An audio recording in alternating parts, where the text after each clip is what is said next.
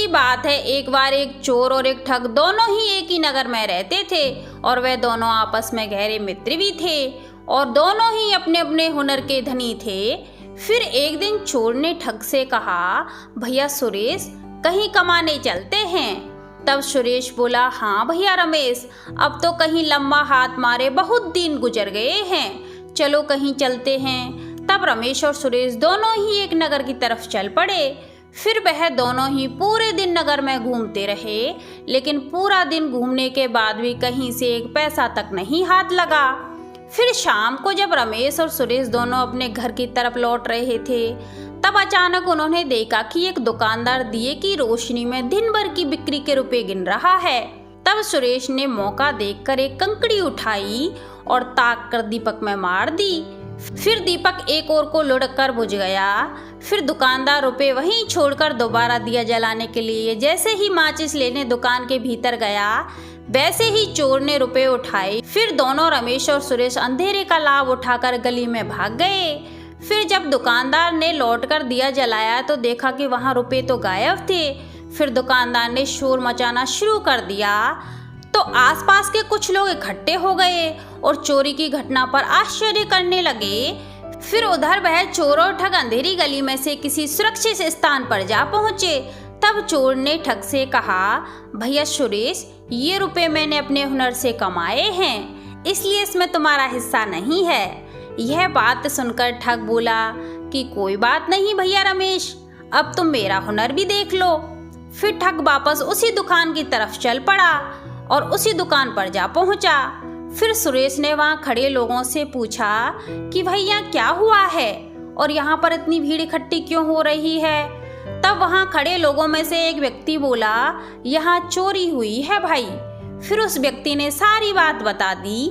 फिर सुरेश बोला, बड़े ही आश्चर्य की बात है ये तो। फिर ठग ने पूछा, वैसे वह चोर किधर गया है, किसी ने देखा है उसको। तब वहां पर खड़े सभी व्यक्तियों ने इनकार कर दिया। फिर ठग अपनी बुद्धि का प्रयोग करते हुए बोला कि महत्वपूर्ण बात यह है कि अगर हमें ये पता चल जाए कि वह चोर किस तरफ गया है तो उस दिशा में हम जाकर उस चोर को पकड़ सकते हैं।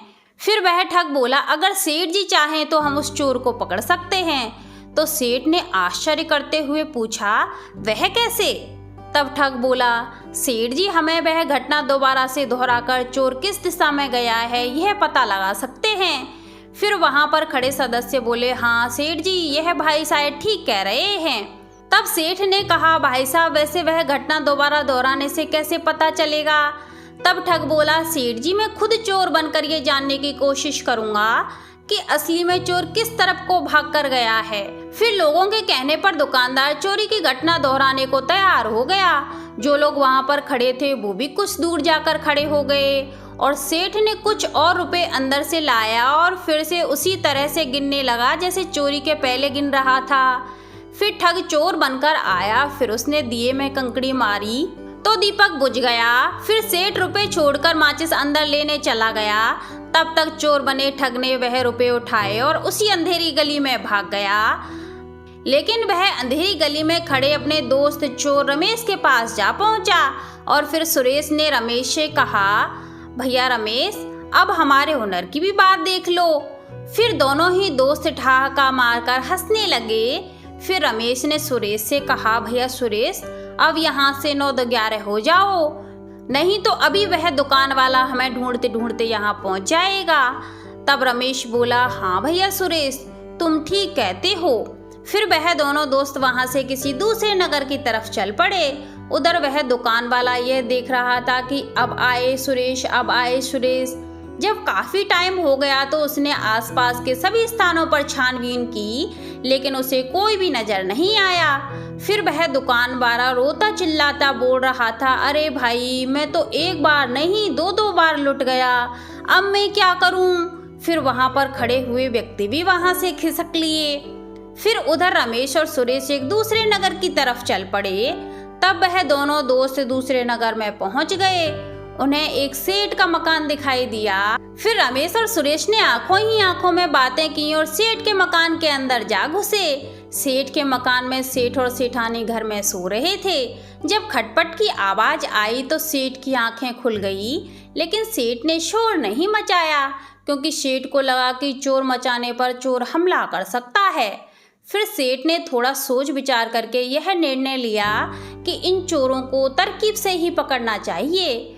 फिर सेठ के दिमाग में एक युक्ति आई।